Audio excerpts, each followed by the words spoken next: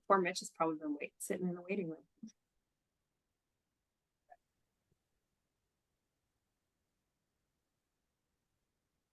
Hey, what's up, Mitch? Hey, everybody. Hello, friends. Hey, what's up, everybody?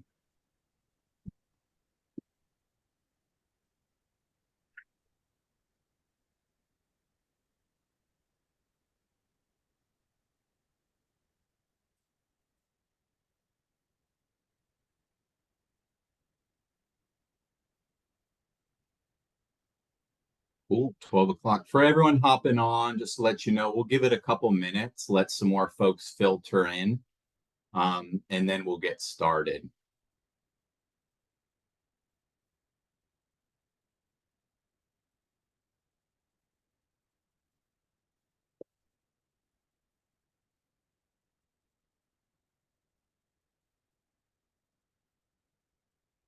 Finally, spring, 420 rushes over.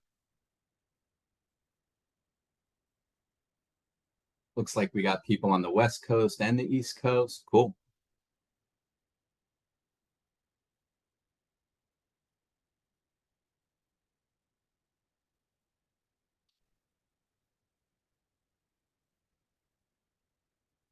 For those folks who just hopped on, I was telling the group we'll wait a little bit and then we'll get started once we've given it a few minutes for more folks to filter in. I know a lot of people are starting their day.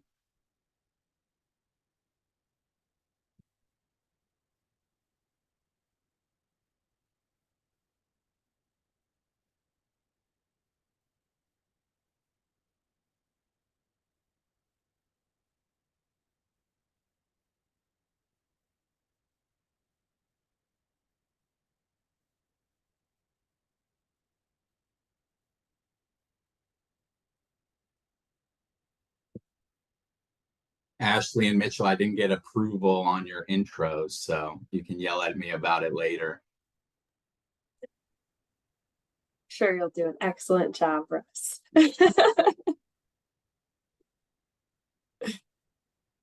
No, we actually have a couple of special guests in our attendees as well. I see Steph sitting in there.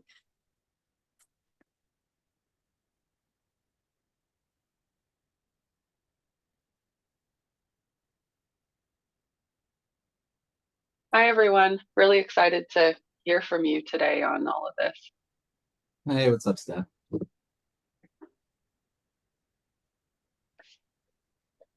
Cool. We'll give it about a minute or two more, everybody, and then we'll go ahead and get started.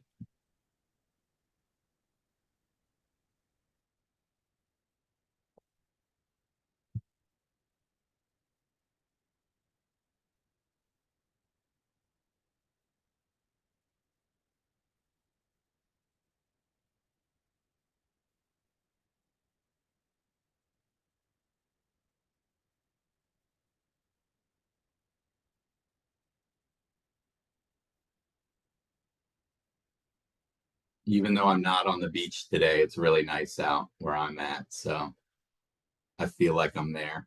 I can feel the weekend coming. Cool.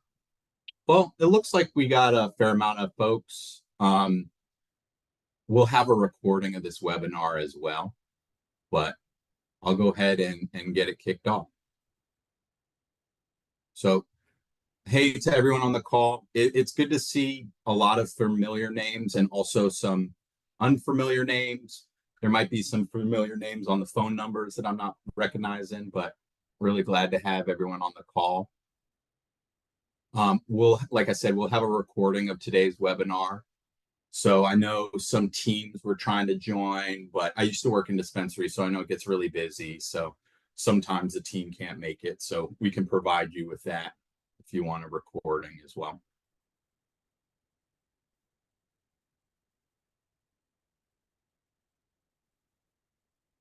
Cool. So I'm going to kick it off.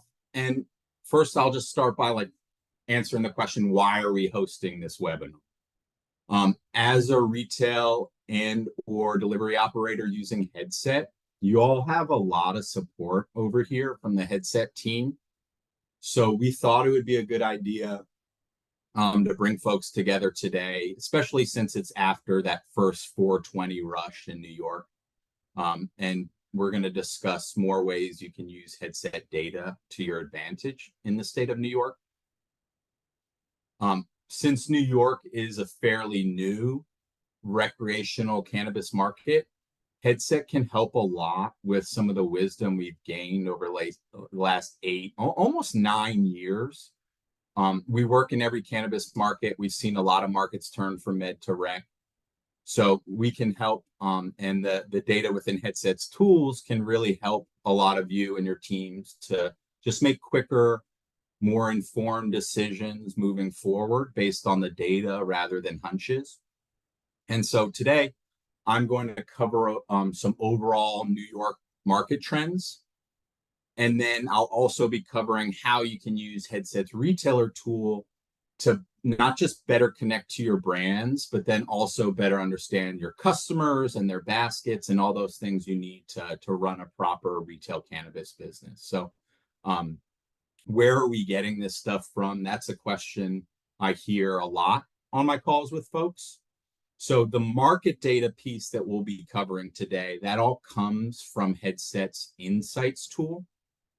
And for the dispensary specific piece, that's all going to be coming from Retailer Pulse or Retailer Premium. And those are just 2 different versions of the same Headset tool. With me on the call today, you see them in their little squares, Ashley Wallace and Mitchell LaFurla. Fun fact, Ashley and I, we started on the same day, and Steph's on the call too. Steph, Ashley, and I started on the same day at Headset a little over 5 years ago. Ashley is the director of our success team over here. And Ashley is vital in helping our customers, big and small, get the most from all the Headset tools. And Ashley's really not only a whiz with Headset tools, but a whiz with webinars. And I literally would not know how to set up the webinar here today without the help of Ashley. So much appreciated. Glad that Ashley could join the call. And secondly, on the call, we have Mitchell LaFurla, data analyst here at Headset. Mitchell has also been with Headset quite a long time. And all the data tidbits presented on today's webinar, they're all brought to us by Mitch's hard work and love for data. I learn a lot every time I interact with Mitchell. And he was also really vital in today's webinar. So very stoked to have both of them on the call. I'll give you all a second to say what's up, Ashley and Mitch. Hey, y'all, it's so nice to meet you. I always like to tell everyone we do what I would call more of a training where you can be on video, and we have those a couple of times a week. So please check out our live training calendars. You'll work with some of our great customer success managers, some of whom have up to 14 years of experience working in Headset cannabis data in retail specifically. So anywhere from 4 to 14 years of experience. And then I host one every Friday diving into the insights data that we're going to talk about today. I love Headset Insights, and I'm so grateful that all of you are here to geek out with us. We won't make you put on too thick of nerd glasses today, but we'll get into some of the high level information. Hey everybody, I'm Mitchell. Like Russ said, I'm a data analyst here. I make a lot of the industry reports, blog posts, and other data tidbits and content you see on social media from Headset. New York's been very interesting to dig into the last few months, so I'm excited to especially get into these pieces that kind of deliver some, like a macro view of kind of what's happening in the market. I think that's beneficial for anybody doing business in New York, whether you're a retailer or brand or somewhere in between. Great. Thanks so much, guys. Okay, so let's hop into it. Assortment in New York. We're looking at New York State versus New York City in this particular slide. So when it comes to product categories in New York, we see some really interesting differences between the two, and the category popularity between New York City and the rest of the state is actually pretty varied. So in the city, you can see that shoppers tend to put their money towards a greater variety of products. You'll notice most notably that trends towards edibles and pre-rolls. And the rest of the state more closely resembles the overall US cannabis market. So it'll be really interesting to see if New York City heads towards the national average over time, or does New York City move more in its own direction? I think, only time will tell, but so far there's some big differences between the two. The Headset team, shameless plug, they actually put out an interesting blog post recently, and it's on our website. The title of that blog post is called High Expectations: Navigating the Cannabis Culture Clash Between New York City and the Empire State. So I think most everyone on the call's seen our website at least, but for those who haven't, it's headset.io. We have a lot of great resources there, and you'll find that blog post in the resources section. If you're using Headset Retailer, y'all, you can easily see how your store stacks up against the state as a whole. So you can do that by checking out the benchmarking dashboards. In there, you'll see within benchmarking, you'll see sales growth, you'll see assortment, and you'll see pricing within there. I'm going to hop into the sales growth, and we can start there. So if you want, you can follow along in your retailer tool. If not, no worries. But just so you know where I'm at, I'm in the benchmarking section under that first title there, sales growth. Now, you'll notice in my demo account, I don't have a New York dispensary live. Headset was founded in Seattle, so you'll notice my store in this demo is in the Washington State market, but that's totally fine. You just got to use your imagination a little bit. If you're in New York, you can pick New York under your market, and then when you go to your market to compare, there's a lot of states there, but you would just simply click on New York. I have my date range set to the last 90 days. Keep in mind, if you're newer to using Retailer, your date ranges, you have a bunch of options there. So for instance, a lot of people have been looking is in the month of April to see how their April turned out, of course, with 420 and everything revolving around that.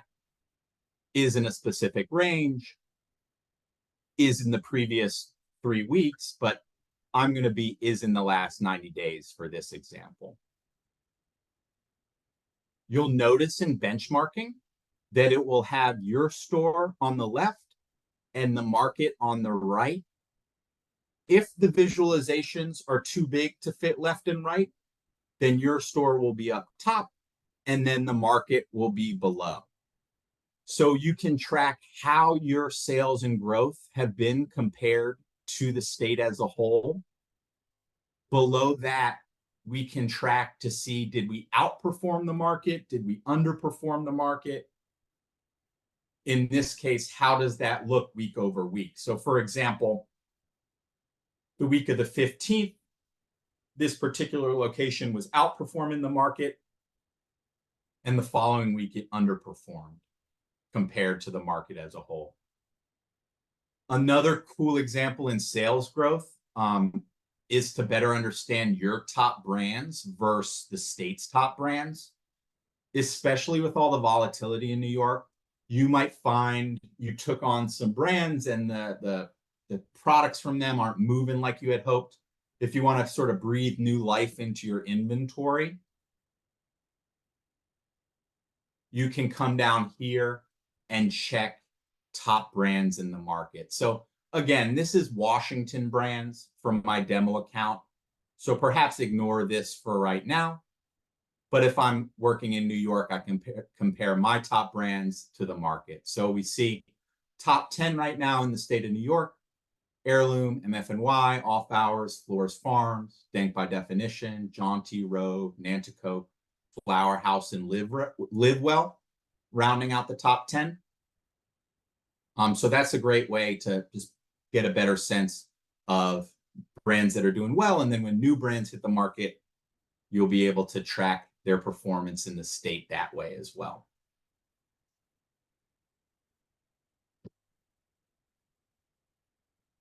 Basket analysis. So next I'll touch on baskets. Some people call them carts, some people call them tickets. I'll be talking about them, or I'll be referring to them as baskets today. So basket metrics, they're obviously very critical for understanding your customer purchasing behavior. Definitely one of the most crucial data points is units per basket, which we're looking at here. And we noticed some interesting trends when looking at New York versus the United States average. Over the last 6 months, we've seen average units per basket in New York decrease, but you notice in the US, the average has been drifting upwards. Now, most of that is because the market as a whole is getting cheaper. But with New York, since obviously it's such a new rec market, the average item prices are still quite high. The regulation around marketing in New York is going to really require retailers to implement retail best practices. And you're going to need to really get creative if you want to see customers getting additional products when they're coming in and making those trips to your store. So that's a key piece to think about in New York specifically. Keeping on the basket analysis theme, let's touch on quickly the average basket size. And so average basket size is the amount that a customer will typically spend on a trip to your dispensary and or delivery.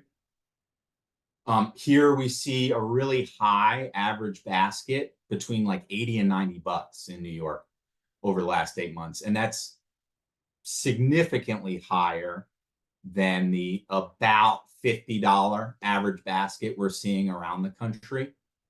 But basket sizes in New York, yes, they are some of the highest. They're definitely, I mean, clearly from this graph here, they're declining pretty steadily. Basket size, it's heavily correlated with average basket prices in the market. And because, as we talked about a second ago, since New York is one of the newest rec markets, it's also got some of the highest prices, if not the highest prices in the country right now. But as prices fall in New York and they hit a more reasonable level for the consumer, that drop can and it will, if people aren't careful, it'll take a bite out of retailer margins.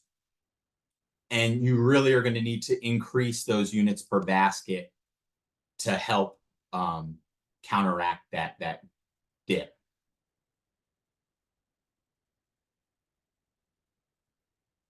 Basket overview. So to better understand your own average basket size at the store and your units per basket at the store, you can do this with retailers. So you would hop into the basket analysis dashboard. So I'm going to jump back into retailer. I'll take us to the basket overview section, and we'll go over just 2 of the tiles in there so I can give you an example of what that looks like.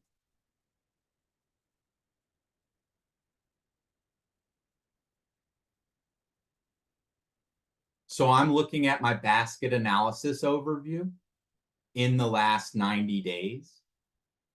And I'm going to cruise down to 2 specific tiles in here. Both of them are looking at basket performance over time. The top one, you'll notice, we're looking at average basket size and basket count. And below that, we're looking at the average item price and units per basket. So pro tip, if you just want to look at one piece of any of the visualizations in retailer, you can alt-click. So for this example, I'll look at average basket size.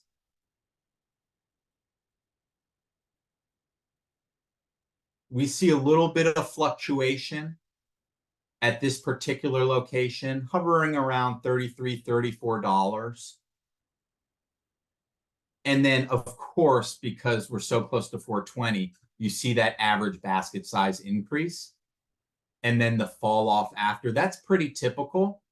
But if my goal is to increase that average basket size, I can track those ebbs and flows in here.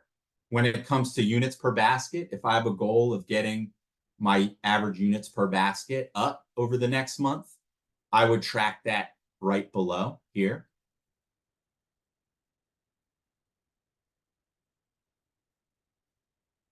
And let's look at this because we know in New York, the average item price is dropping, but let's look at units per basket here. So it looks like this location has been doing a great job of steadily increasing. It's dropping a little bit, but if they can get this back on track after the drop we typically see after 420, this is definitely a positive trend for this particular location.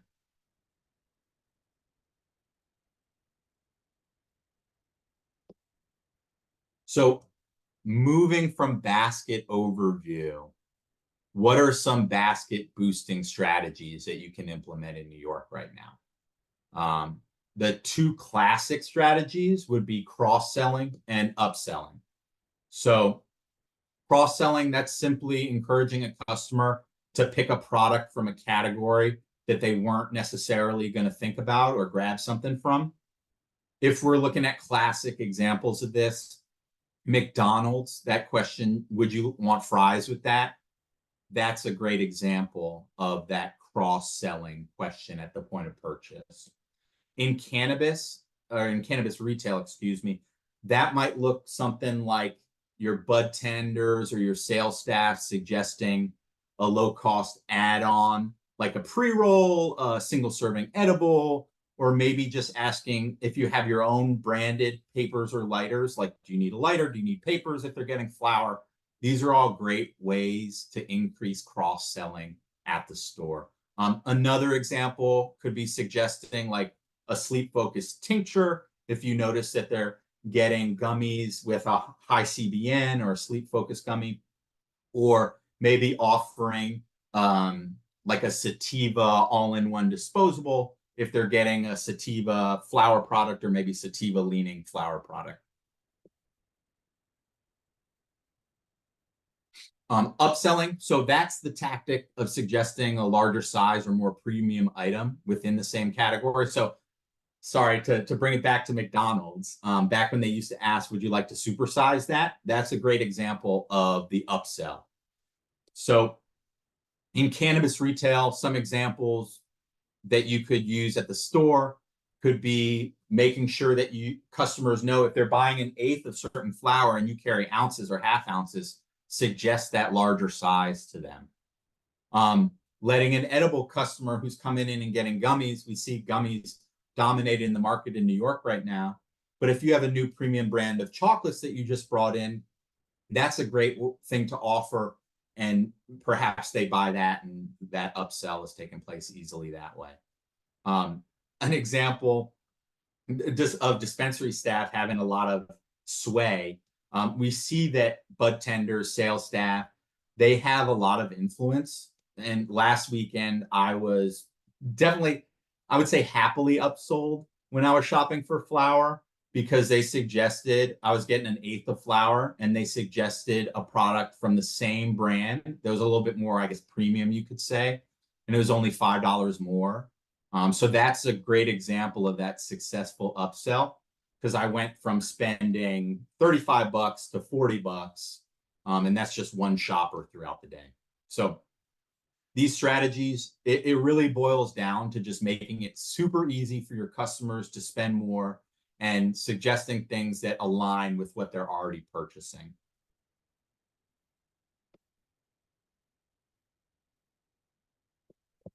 Common combination. So when it comes to implementing retail best practices, it's great to have as much relevant information as possible. Like I said, not going with hunches, but using the data.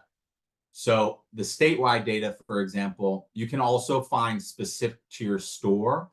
So here we're looking at the state of New York, but you can find this combination information within retailer too, everyone. So you would just go under category basket analysis, and it shows your attachment rates at which other products are found in the basket of a specific category. So in this particular graph that I have up on screen, we're looking at the attachment rates of pre-rolls in New York State.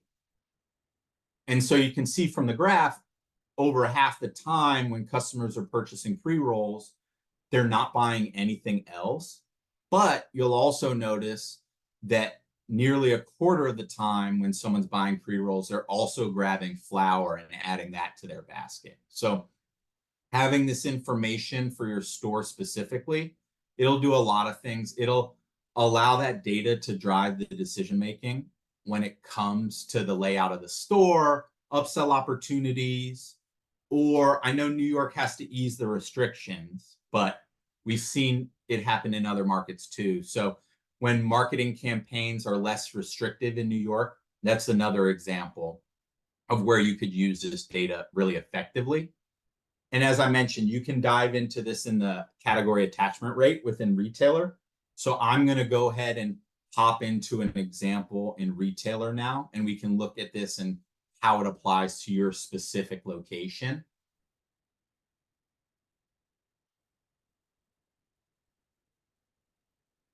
So I've selected the edible category. You'll notice if you're in the tool in this dashboard or you go into it later, you can select any of your categories, but I'm looking at edibles.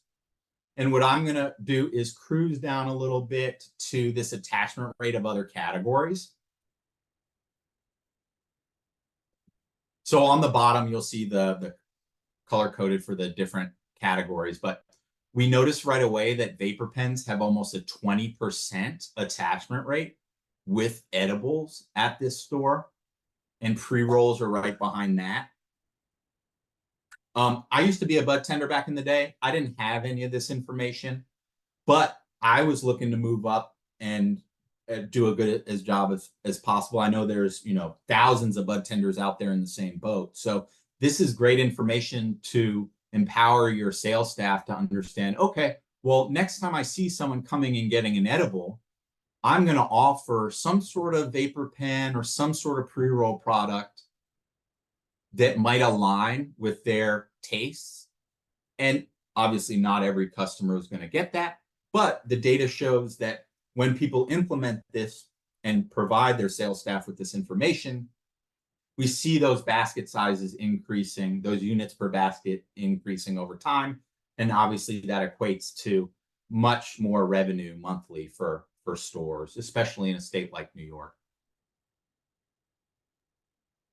I have a customer, Russ, who calls that the game day special, but in New York, maybe it's the Broadway show special. You get your edible for that long-term high for your whole show, but something to enjoy just before it as well. If they had this attachment rate just for me, it would just show like 80% attachment of all categories to whatever I'm getting. So I'm not the best example there.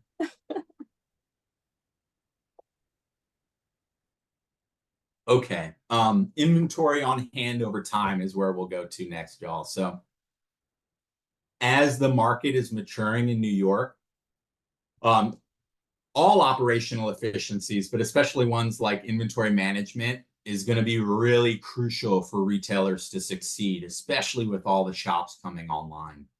As we can see in this graph, in New York, the market it's taken some time to optimize the supply chain. And that's between brands, vendors, and retailers. I know a lot of folks on the call can relate to that. I'm sure we'll see it smooth out over time. But since the opening of the market, New York specifically has experienced some pretty dramatic fluctuations of inventory on hand. And that includes not just stockouts, but definitely more notably the overstocking events. And you can see that here. When we compare New York's trend to that of mature markets like Massachusetts and California, which are also represented on this particular slide, we see that there's a lot of room for the supply chain to get smoother. One way that folks can help to build efficiencies and to avoid not only unseen shortages, but the unintended overstocking is really to connect with your brands via headset. So if a brand or a distributor you work with, if they're using Headset's bridge tool, you all can connect and work way more collaboratively together. And that retailer tool, it comes with the capability to connect to your brand partners, and that's no cost to the store. So it won't cost you as a retailer, but it'll allow you to work in a more streamlined fashion, much like we see in traditional CPG, traditional retail. The data shows, like I mentioned, Headset's been around, I think, almost 9 years. Maybe we hit 9 years. Don't quote me on the birthday of Headset, but the data shows drastic savings, time savings, when folks are putting together orders. It shows large decreases in out of stock issues with hot moving items for your store. And then a huge piece of connecting with your brands is minimizing the purchase of slow moving products, which creates way too much capital locked up in the vault. So if it's a good brand partner, they can see slow moving products and get it the heck out of there and provide you with something that will move well.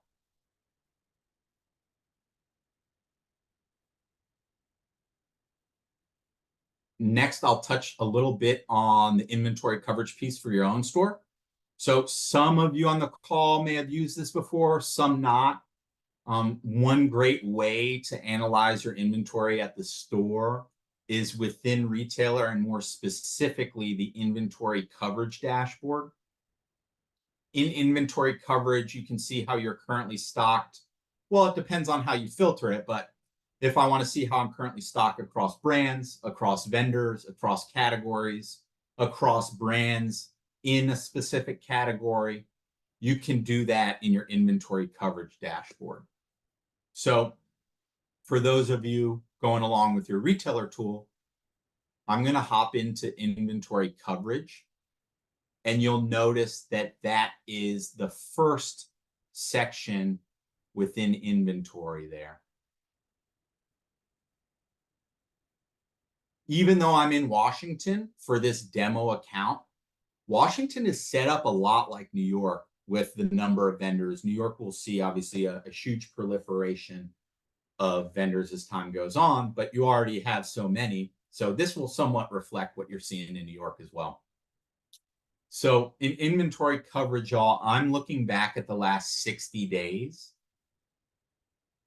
And I'm just looking at a specific category and how I'm stocked across my brands in that category. So the way I did that was, say you want 2 weeks of supply in your edible category. So I selected 2 weeks if that's my goal. Product grouping is how you want to see it, grouped by brand, vendor, category, or unit. I'd like to see it grouped across brands in a specific category. So I'm going to select brand there, and then I'm looking at my edible category specifically. So I'm going to hop down to this inventory coverage ratio. I'll zoom in a little bit because that might not be super clear on the screen share. And this inventory coverage ratio, if the colors coming across smoothly, you'll see yellow is overstocked, green is properly stocked, and then red is understocked. The numbers in blue here is that inventory coverage ratio, which is simply based on the inventory and the sell-through rates, in this case across my brands in my edible category. How well could we cover this 2 weeks of supply that is my goal here? So as an example, we can see when it comes to Journeyman edibles at my store, I can cover 2 weeks of supply. I can cover about 95% of that 2 weeks. So almost 2 weeks fully. I'm pretty perfectly stocked there. And that's based on the 127 Journeyman edible products that I have on hand currently. But if you just scoot over to the right a little bit, you'll notice for my SDK brand, I couldn't cover even 1 week of supply right now. I might have 91 in stock, which is great, but it seems like SDK is moving a little bit faster in this particular category. So from here, I might want to go run a reorder report for that brand as a whole Or maybe if that brand is brought to you by a distributor or a bigger vendor, you could go run a reorder report across that entire brand, across that entire vendor. Below inventory coverage, I used to spend a lot of time auditing vaults and counting so many products and then losing track. And it was very frustrating. Product in stock with no sales is a great way to just call out either new products that you just got or products that haven't been moving. And so I'll show you what this looks like if I adjust and just look across my categories.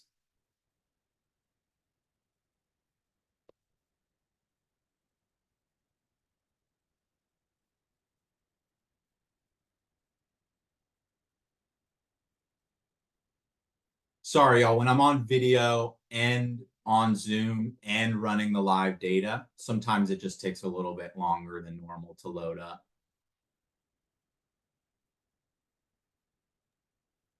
Russ, when you were bud tending, what was the worst stocking issue you ran into?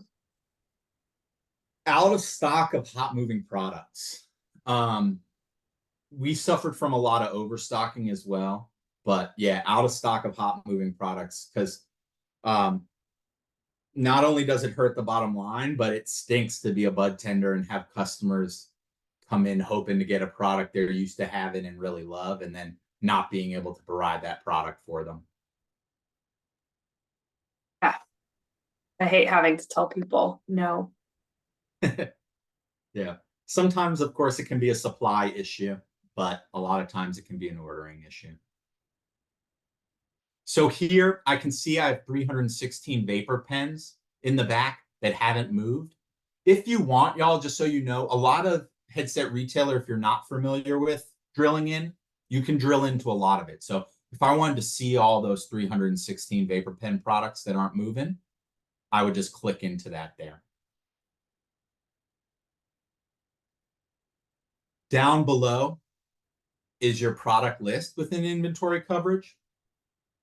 So these are malleable, how you want to see, but you have quite a lot of information in here. So keep in mind that any of the retailer dashboards can be scheduled out for delivery. So if I'd like to see this right now in my inbox, I can select it. And all these tables are pretty malleable. So if I'd rather see my total quantity on hand first, I can just bring that there. If I'd like to see my estimated days remaining, in stock average units per day, minimum suggested order, all that is in this product list within inventory coverage.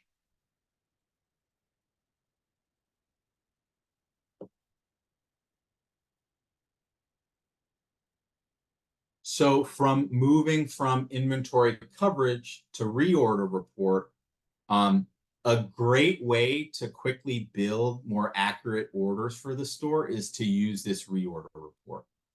And keep in mind, everyone, if you're connected to your brands that are using Headset Bridge, your buying team can really lean on that brand to provide a suggested reorder based on what's actually been selling. It'll also give them visibility into what's not moving, so they can work with you to get that out of there and get better products in. So obviously, it goes without saying, this will save a lot of time, and especially if the brands have constantly rotating strains of flavors or products.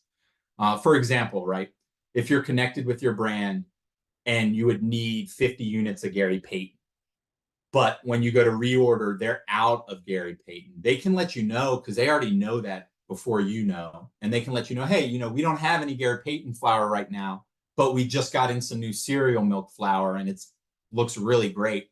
Would you want 50 units of that instead? So that will completely skip the step of trying to reorder something that's no longer available, which I hear from the folks I work with happens a lot. So that's another great example of why working more collaboratively with Headset tools can save a lot of time, especially across all the vendors that people have. So let's check out reorder report and an example of how you can run one of those. So in the inventory section, we were in inventory coverage. Now I hopped into reorder report.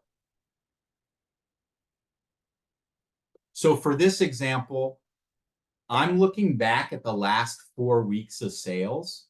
If you're a newer store, because I know, there's some people who are opened up their store way more recently than 60 days ago on the call. So if that's the case, you can look back at 7 days, 14 days, 60 days. You can make a custom time range. If you were to make a custom time range, y'all, you would put that time range in the next filter. But for this case, I'm looking back at the last 4 weeks.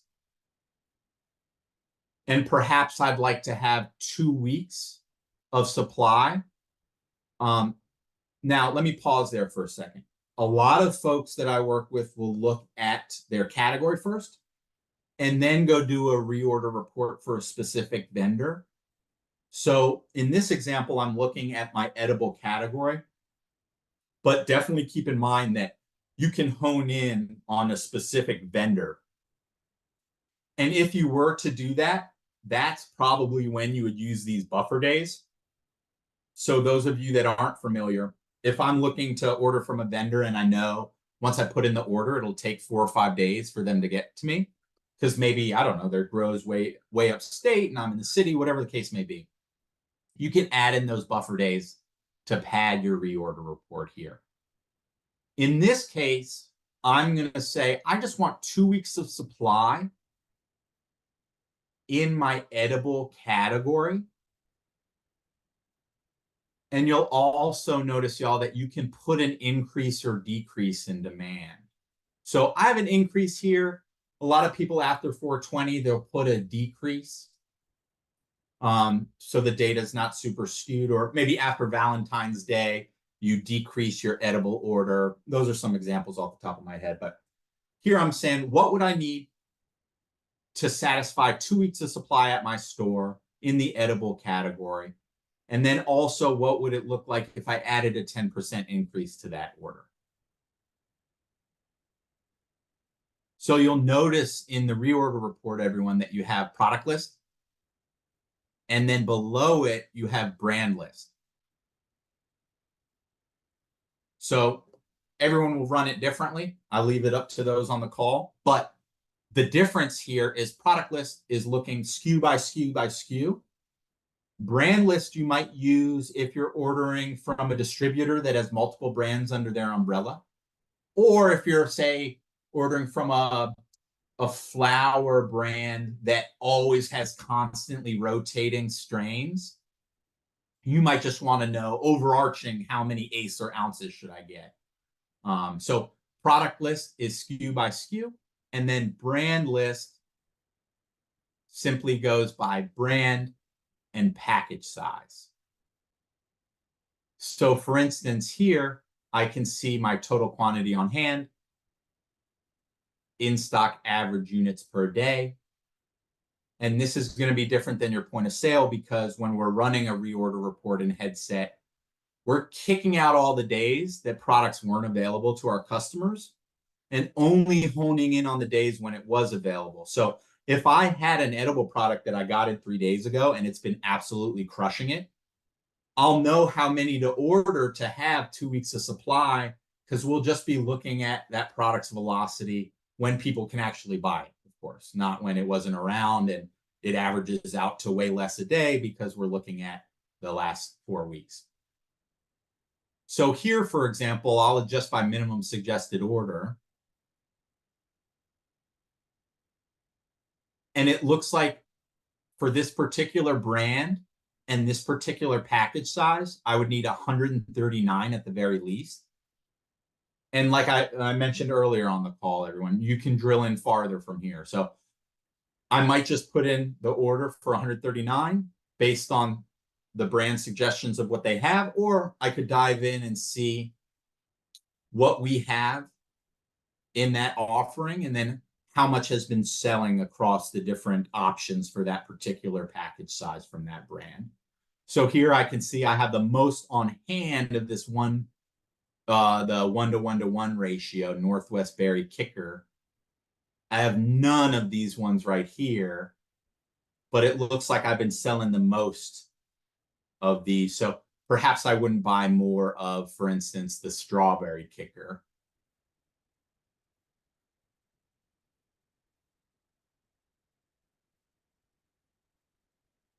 This is something you can build and add as a favorite or schedule it out. So if I'm a purchaser or a buyer, I would simply add this dashboard as a favorite, maybe name it something like bi-weekly edible reorder report, and apply that. So then I don't have to spend time building it all the time. I can simply come in here,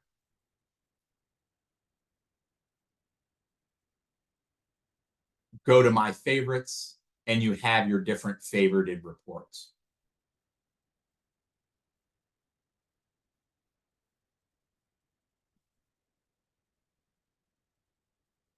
Cool. So what I'm going to do now, I see we have some folks chiming in on the chat. So what I'm going to do now is we'll open it up to Q&A with the time we have left.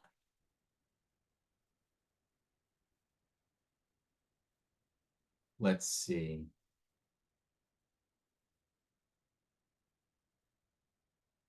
Cool. So if anyone has any participants on the Russ, yes, I've been that'd be answering great.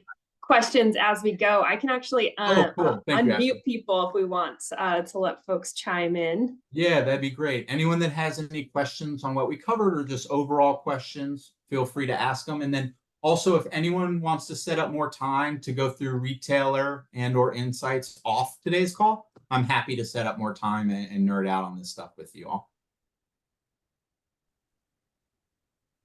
Mary, you raised your hand. Give me 1 second to find you. There we go. Can you guys hear me okay? Yeah. Yes. Okay, great. This is so helpful. So thank you for organizing it. So one question is, there's one particular table that shows products that haven't been sold. And well, for that data, but really all of the data, I'm wondering if it's pulling from all rooms or if a room like quarantine is just not included. It will be pulling from all rooms. So I'm sure this is something you've come across in the past and over the years. What would you suggest for us to solve for the fact that we all have quarantine rooms? And even though it's not a lot of stuff, it's going to, clearly skew the data of sellable inventory.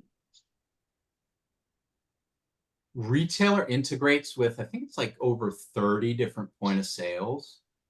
And all the point of sales are set up a bit different as far as rooms and such.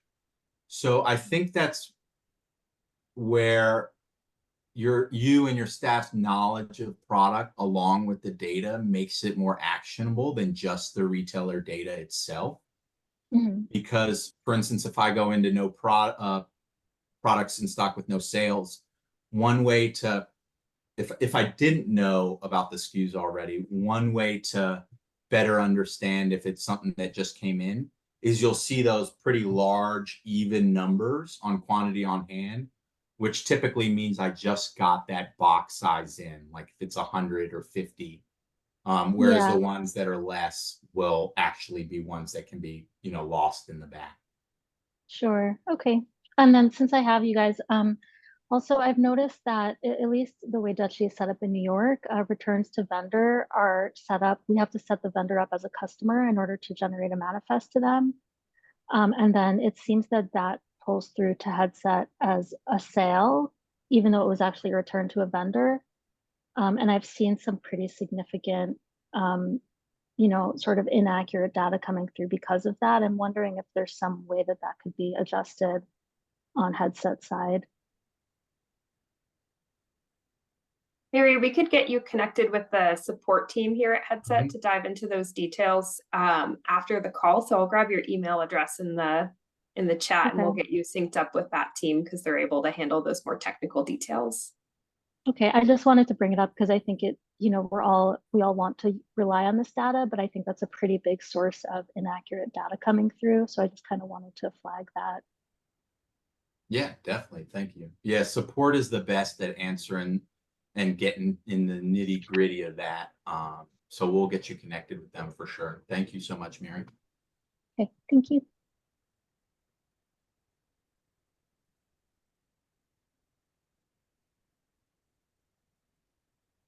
Oh, there we go, Prince. Let's see. Hey Russ. Hey. My question is more geared towards the customer segmentation. I've been using Alpine IQ for like our CRM.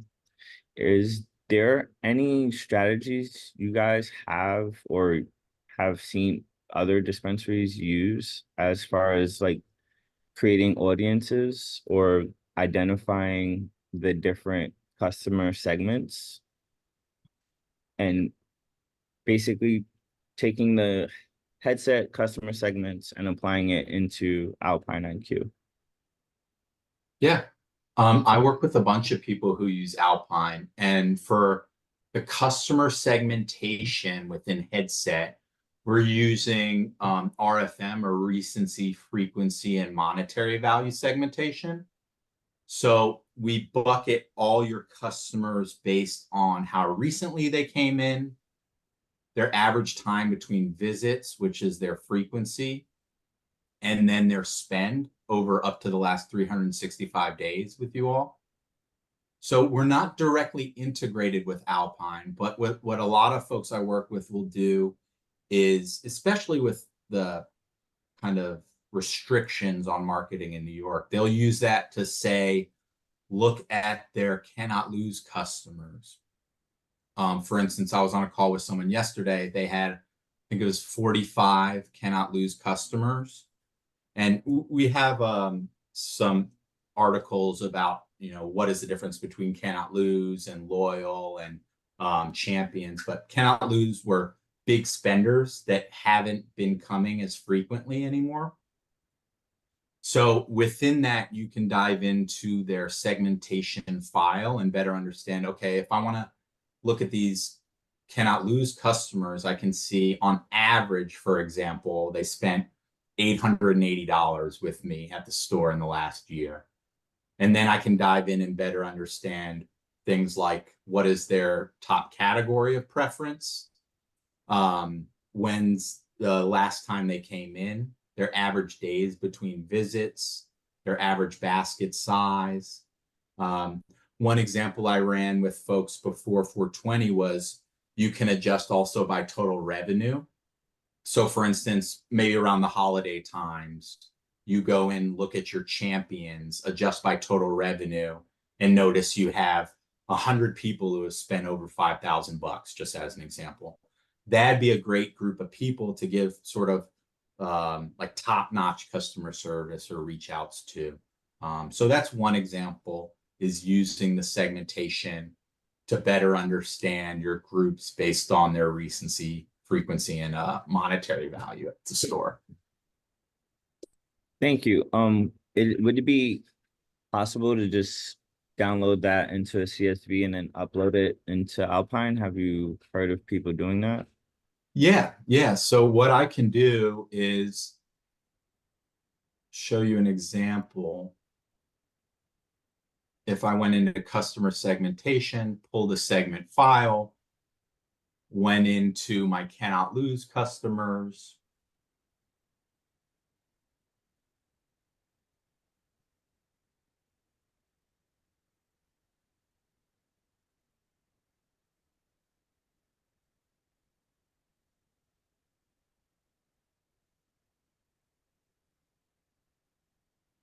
and so what I'm going to do is I'm going to scroll down to the customer list. And to pull this list, it would be the same way as I showed the example of scheduling myself out an email. you can go into the top right of any tile within the retailer tool, click those 3 dots, tile actions, and then from there I can download data. You have different options, but Excel is the first one that pops up. Sweet. Thank you. Yeah, for sure. And I'm also going to put a link, and I invite everyone to join. We have a live training hosted by our retail customer success managers and our experts on my team a couple of times a week. So I'll put in a link directly to the marketing. And all of the additional trainings are available via the same place that you might have registered for this event. Under help and support and app, there's a live training calendar. We deep dive into each of these sections in a little bit more detail for you.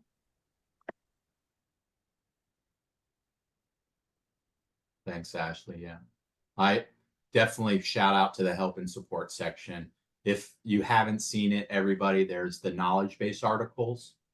There's the live training calendar where you can register for live training with Ashley's team. And then there's also the training videos in case, you know, it gets crazy busy. So sometimes people can't make the live training time. So like, for instance, there's a video called, I think it's like diving into inventory and retailer that Amelia recorded. And I still watch that regularly, even though I've been diving into it for a while.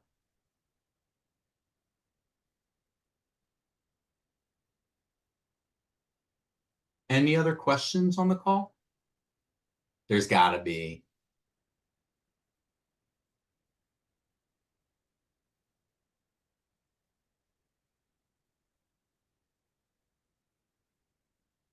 I'm happy to ask. Yeah. I'm happy to ask another question. On the view where it shows brand list,